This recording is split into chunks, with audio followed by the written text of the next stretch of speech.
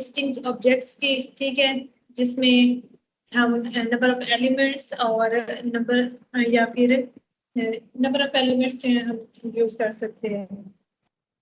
अब इसमें वो कहता है नंबर ऑफ एलिमेंट्स या मेंबर्स जो हैं ऑब्जेक्ट्स किसी भी चीज के सेट में मेंबर्स और एलिमेंट्स कहलाते हैं, ठीक है।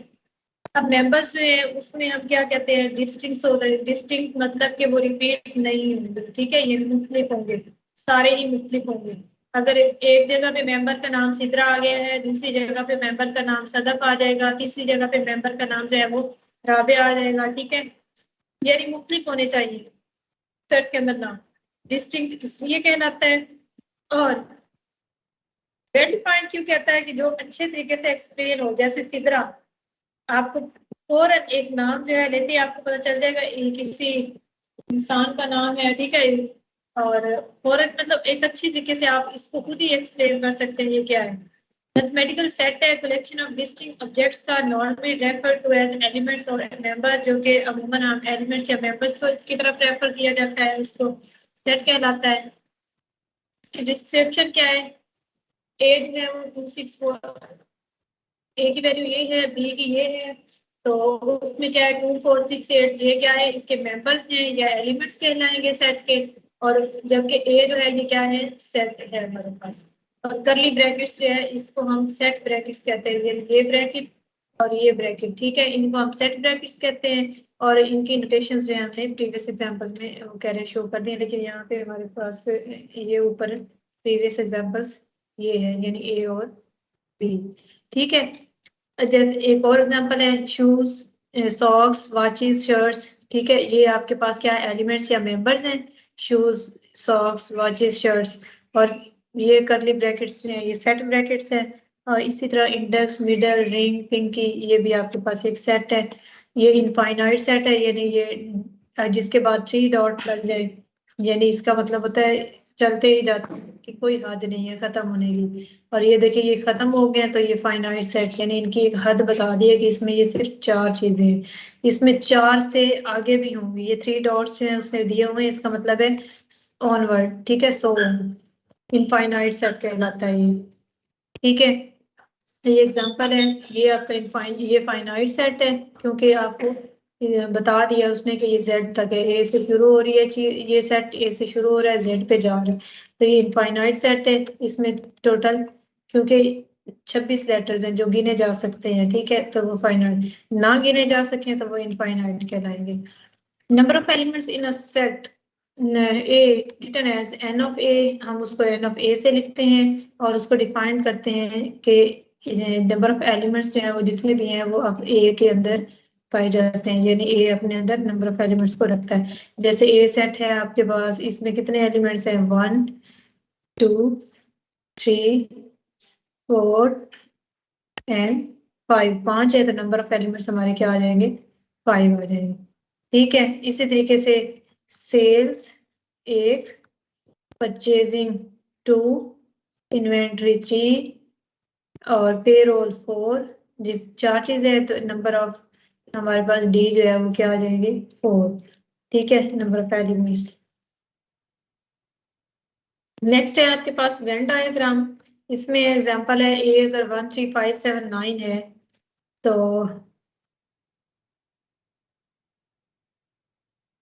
ये आपके पास 1 3 5 7 9 है, इसको वेन डायग्राम पे कैसे रिप्रेजेंट करेंगे, हमेशा वेन डायग्राम को जब भी रिप्रेजेंट करना हो, ये एक रेक्टेंगल की शेप में हम इसको करते हैं। जो व्हाइट एरिया है वो आपका एक रेक्टेंगल का एरिया है, ठीक है, उसमें हम कोई भी सर्कल पे हम अपने डायग्राम जो है वो शो करते हैं। व्हाइट एरिया जो है वो यूनिवर्सल सेट कहलाता है। अब एक ही सेट दिया हुआ है 1 3 5 7 9, तो वो एक सेट ए जो है वो ये 1 3 5 7 9 आ गया, इसलिए इसको उसने शेडेड एरिया कर दिया है। आगे सबसेट, सबसेट जो है वो क्या होता है, कोई भी सेट ए जो है उसको उसके एलिमेंट्स अपने अंदर रखता है, ठीक है। जैसा कि एग्जांपल में ए एच आई जे के और इसमें एक्स आई जे एल, तो आई जे एल जो है सबसेट है क्या, ए का, क्योंकि ए और एक्स दो सेट है ना, इसमें आई जे और जे एल, ये यहाँ पे एल होना था, ये इस मिस्टेक यहाँ एल हो गए, फिर ये ब्रैकेट होनी थी, ठीक है। तो आई जे एल जो है वो 3, ये एक्स में भी है, आई जे एल जो है वो ए में भी है, तो इसलिए ये एक्स आई जे एल जो है वो क्या है, सबसेट कहलाएंगे ए के। इस तरीके एच एल भी इसमें है, तो ये भी सबसेट कहलाएगा। आई बी जे ये सबसेट होगा ए का। ठीक है, ऐसे ये दो सेट्स के दरमियान इन दो सेट्स को देखा जाए फिर हम सबसेट पॉइंट कर सकते हैं। उसके बाद है टाइप्स हैं सेट्स की। फाइनाइट सेट, इनफाइनाइट सेट, ये मैंने पहले भी बता दिया है, जिनकी एक लिमिट दी गई हो, यानी जो काउंटेबल हो, जो चीजें हम काउंट कर सके सेट के अंदर मेंबर्स या एलिमेंट्स को, वो फाइनाइट सेट कहलाते हैं। जिनको ना काउंट कर सकें, आगे दिए गए हो ज्यादा मतलब बता दिया गया हो, उनकी कोई लिमिट ना दी गई हो, तो वो हमारे क्या कहलाते हैं, इनफाइनाइट सेट। एम्प्टी या नल सेट, जिन जो कि खाली होते हैं, जिनके अंदर कोई मेंबर नहीं होता। ठीक है, जैसे अगर हम कहते हैं एक सेट है स्टूडेंट्स का जिसमें उस बच्चों की 4 टांगे, अब 4 टांगे एक किसी बच्चे की ना हो, ना सेट बने, तो वो खाली सेट कहलाएगा। ठीक है, और करली ब्रैकेट्स में भी हम उसको जाहिर कर सकते हैं। ठीक है, इसी तरह डॉग्स विथ 2 हेड्स, कुत्ता 2 सर के साथ, ये भी खाली सेट कहलाएगा। ठीक है, उसके बाद सिंगलटन सेट जिसमें जस्ट एक एलिमेंट आ जाए। ठीक है, एक एलिमेंट आए, जैसे president of Islamic Republic of Pakistan, तो प्रेसिडेंट सदर एक ही होता है। किसी भी मुल्क का सदर जो है वो 2 सदर तो नहीं ना होते, एक ही सदर हर मुल्क का होता है। जैसे हमारे भी एक ही है बेचारे सदर आरिफ अलवी, जिनके मुंह में ना जुबान है ना कुछ है, इतने खामोश हैं कि उनको ऐसे लगता है जैसे उनको पता ही नहीं है कि पाकिस्तान में सियासत जा किस साइड पे रही है।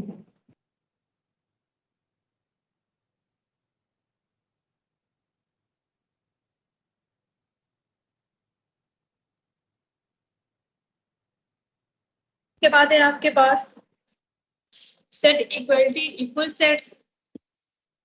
दो सेट्स जो है वो इक्वल तब होंगे जब उनके आइडेंटिकल एलिमेंट्स भी इक्वल होंगे। ठीक है, जैसे डेज ऑफ वीक कितने होते हैं, 7, तो उसने दे दिए। ठीक है, तो ऐसे कुछ और दूसरा टाइप में बता रही है संडे मंडे अलग डेज बता दिए, तो ये दोनों इक्वल है, तो इक्वल इक्वल सेट्स हो गए। ये 2 4 6 8, और इसमें कह दिया 4 पॉजिटिव मल्टीपल्स ऑफ 2, और ये भी 2 के मल्टीपल्स ही हैं और पॉजिटिव भी नहीं है, और ये क्या है 4 भी है, तो ये दोनों एक सेट इसके इक्वल हो गए। ठीक है, ये 1 इसके इक्वल 2 और 1 + 1 = 2, ये 2 के इक्वल हो गया, तो 2 + 1 = इसके 3 के हो गया। तो ये सी और डी दोनों सेट्स इक्वल है, ये इक्वल सेट्स कहलाएंगे।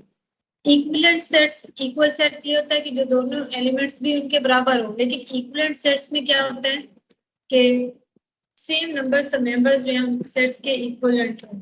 यानी अगर एक सेट में ए बी सी है तो दूसरे में कोई भी और नंबर हो, लेकिन यहाँ पे 3 है elements, A B C 3 members हैं, तो दूसरे में भी 3 होने चाहिए, 1 2 और 3, ये भी 3 एलिमेंट्स हैं, वो भी 3 थे, तो ये इक्विवेलेंट सेट हमारी जगह है। ठीक है, आई में कह रहे हैं मंथ्स इन ईयर, महीने सालों में महीने। ठीक है, तो 12 होते हैं।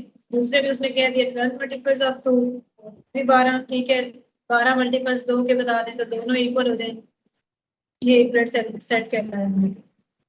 इनमें से ही आपके ऑब्जेक्टिव्स बनेंगे, ये कंसेप्ट्स आपके जस्ट क्लियर हो तो आपको क्विज जो है अटेम्प्ट करने में आसानी रहेगी।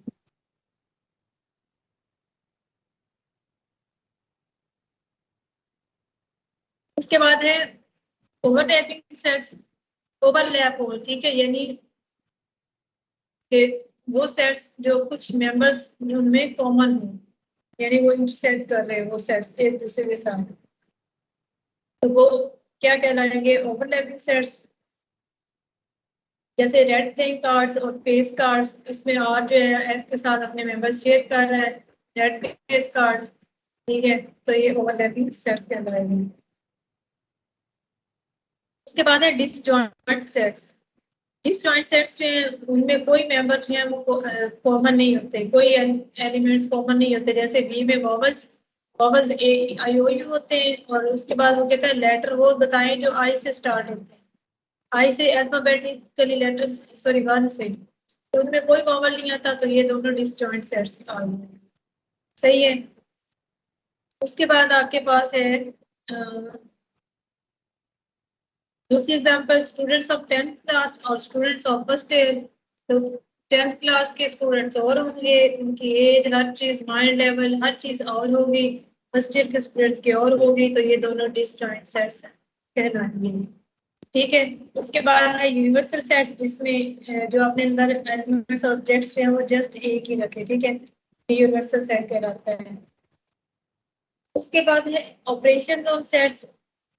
ऑपरेशंस जो है क्या है सेट्स पे, इंटरसेक्शन पहले देखेंगे। इंटरसेक्शन दो सेट्स के दरमियान कैसे लेते हैं कि दोनों सेट्स में कॉमन एलिमेंट्स होते हैं, और सिंबल जो है इंटरसेक्शन का हम ये यूज करते हैं। ठीक है, उल्टा है कह सकते हैं इसको। अब एग्जांपल पे आते हैं कि एक ये सेट है, ठीक है, दूसरा सेट जो है वो ये है।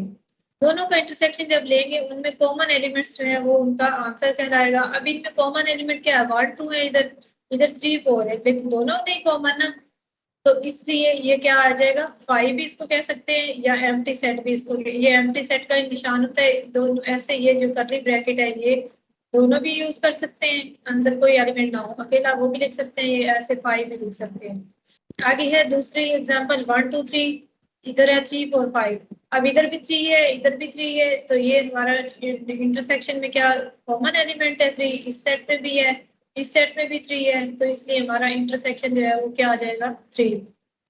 इसमें ए बी दोनों ही सेट सेम है, कॉमन है, तो ए बी इसका इंटरसेक्शन आ जाएगा।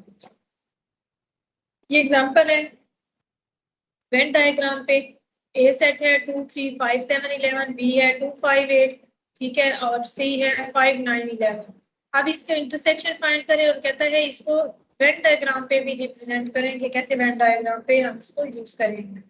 तो A intersection B intersection C 3 sets हैं, तो हम इसको एसोसिएटिव पे प्रॉपर्टी पे सॉल्व करेंगे।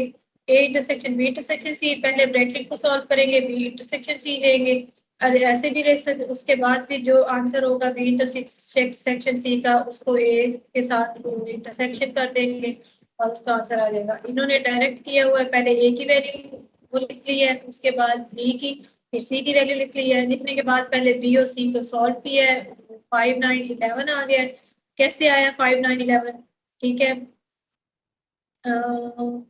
सॉरी ये इन्होंने पहले इन्होंने इसको किया 2 और 5 ए और बी को लिया, लेकिन रूल ये नहीं है, पहले हमने बी इंटरसेक्शन सी को सॉल्व करना है। आपने इसको नहीं देखना, आपने जस्ट पहले इनमें से कॉमन लेनी। 2 5 8 और 5 9 11, इनमें से कौन सी चीज कॉमन है, 5, ठीक हो गया, और उसके बाद इसका आंसर 5 आ गया। उसको हमने देखना है इसके साथ कौन सी चीज कॉमन है, इधर भी 5 है, इधर भी हमारा 5 कॉमन आया था, तो ये आंसर 5 आ गया। ठीक है, ये थोड़ा सा यहाँ से स्टेप उन्होंने गलत कर दिया है। आपने क्या करना है, पहले इसका इंटरसेक्शन लेना है, वो 5 आ गया, उसके बाद उस 5 को आपने इसके साथ मैच करना है, इसका इंटरसेक्शन लेना है, इधर भी 5 है, दूसरे सेट पे भी 5 था, तो उसका इंटरसेक्शन 5 होगा। इसी तरीके से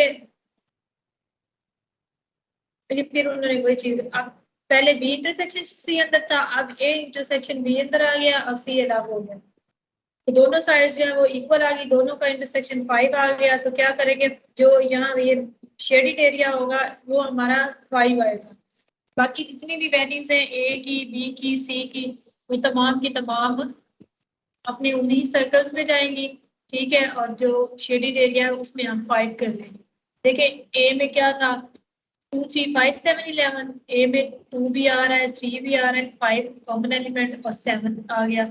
ये 11 भी उसने नीचे लिखा, वो यहाँ पे भी हम लिख सकते हैं। ठीक है, लेकिन उसने 11 इधर इसलिए लिखा है क्योंकि हमारा सी के अंदर भी 11 आ रहा है, तो इसलिए उसने ए और सी के दरमियान 11 लिखा है। और बी की वैल्यू 2 5 8 थी, 2 इधर इसलिए ए और बी के अंदर कॉमन आ रही है क्योंकि 2 ए में भी था, बी में भी है, इसलिए ये देखिए सर्कल उसने इधर बी का रख दिया, ए का, के दोनों में 2 भी आ जाए, 5 भी आ जाए और 8 भी आ जाए। इस तरीके सी का 5 9 11, वो भी 5 कॉमन एलिमेंट, 9 अलग, क्योंकि 9 ए बी के अंदर नहीं था, इसलिए उसने बी की लाइन से बाहर रखा है सी के एरिया में। और 11 बी के अंदर नहीं था, 11 ए में था, 11 ए और सी के दरमियान रह गया। ठीक है, ये शेडिंग एरिया जो है वो आपका वेन डायग्राम पे रिप्रेजेंट हो गया। ठीक है, ये आपका आंसर आ गया। सेम ऐसे यूनियन में हमने जितने भी एलिमेंट्स ए के होते हैं वो भी, और जितने भी एलिमेंट्स बी के होते हैं सारे के सारे लिखने होते हैं, सिवाय उनके जो रिपीट हो रहे हैं। यानी अगर यहाँ 1 है, यहाँ पे भी 1 आ जाएगा, 2 बार 1 होगा तो उसको हम एक बार एक लिखेंगे, ठीक है। तो ये आपका यूनियन आ जाएगा, तमाम के तमाम एलिमेंट्स हम उस सेट में सीक्वेंस वाइज लिखते हैं और हर एलिमेंट को एक टाइम लिखते हैं। ऐसे ही इनका यूनियन भी फाइंड कर लिया सबका। फाइंड करने के बाद जो यूनियन में तो जाहिर बात है सारे एलिमेंट्स आएंगे, 2 3 5 7 8 9 11, 2 3 5 7 8 9 11, तो सारा एरिया शेडेड एरिया कहलाएगा, ठीक है। ये आपका वेन डायग्राम है। उसके बाद है डिफरेंस ऑफ सेट्स। डिफरेंस क्या है इसका, दो सेट्स का, ए माइनस बी, यानी कि जो एलिमेंट्स ए में हो बी में ना हो, ठीक है। ए में कौन से हैं, 1 3 5 है। अब 1 3 ए बी में भी है तो 1 3 हम नहीं लेंगे, बी में 5 है, ठीक है। ए सॉरी ए में 5 है, बी में 5 नहीं है, तो इसलिए हमारा डिफरेंस क्या है वो ये 5 आ गया, ठीक हो गया। इस तरीके से 1 2 3 इधर 1 3 5 है, 2 इधर है इधर नहीं है, तो ये हमारा डिफरेंस जो है वो 2 आ जाएगा इसमें। उसके बाद है कम्प्लीमेंट। टाइम भी आपका कम रहता है, थोड़ा सा मैं ये कवर करवा रहा हूँ, उसके बाद फिर मैं आपके कमेंट्स में आती हूँ। कम्प्लीमेंट जो है वो सेट का किसी का क्या कहलाएगा, ए, उसको डिनोट हम ए सी से करेंगे, ठीक है। और कम्प्लीमेंट कैसे फाइंड करेंगे, यू, यहाँ लिखा ही नहीं जा रहा, ये लिखा हुआ है बल्कि, यू माइनस ए। कम्प्लीमेंट किसी भी चीज का कैसे फाइंड करेंगे, यू माइनस ए।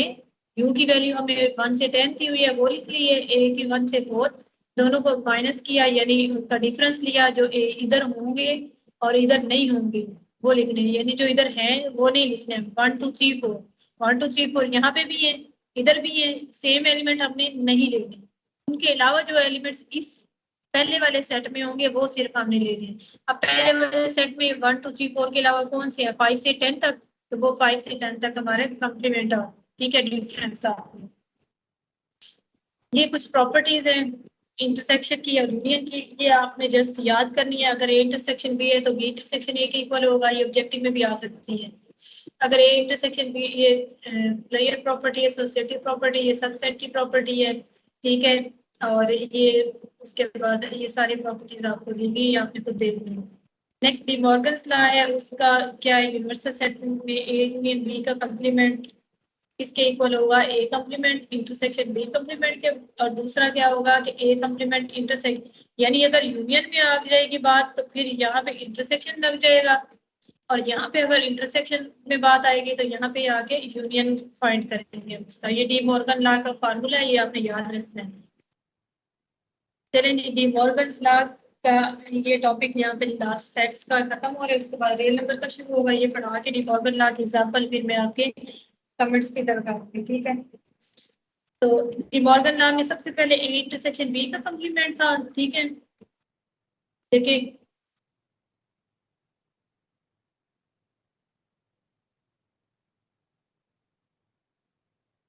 ये देखिए, सबसे पहले ए इंटरसेक्शन बी, ये चीज को वो सॉल्व कर रहे हैं, सॉरी ए यूनियन बी को। ए यूनियन बी सबसे पहले ये अंदर वाला ये एरिया फाइंड करेंगे, वो ये इसने यहाँ पे ये फाइंड कर दे ए यूनियन बी। फिर हम क्या करेंगे, उसका कंप्लीमेंट फाइंड करेंगे। कंप्लीमेंट फाइंड करते हुए क्या करेंगे हम, कंप्लीमेंट के लिए U minus A union B, ठीक है। अब डिफरेंस भी आपको माइनस भी निकालना मैंने सिखाया है। अब उसके बाद इक्वल टू के में ए कम्प्लीमेंट है वो फाइंड करेंगे, फिर बी कम्प्लीमेंट है वो फाइंड करेंगे। यहाँ ए के ऊपर सी नहीं लिखा हुआ, वो सी आपने इस तरीके से लिख लेना है, ठीक है।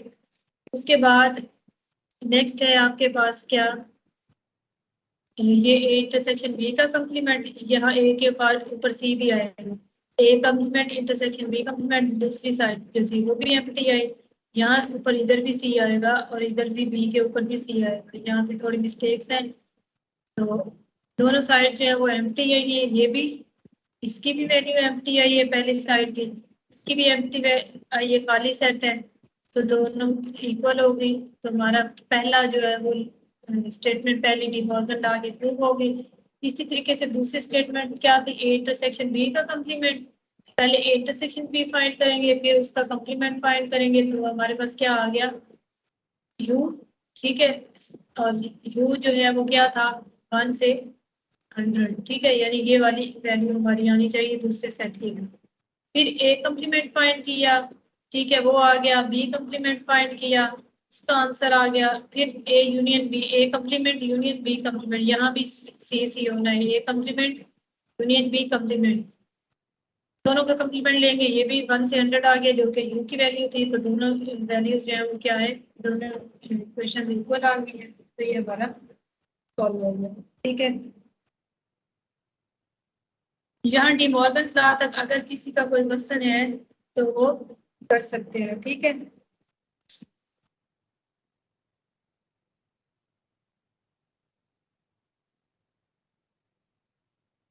हाँ जी, अभी किसी का क्वेश्चन है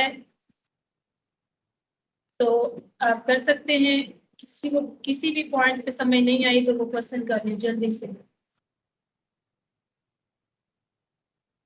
कोई क्वेश्चन नहीं है, क्लियर है सर हर पॉइंट?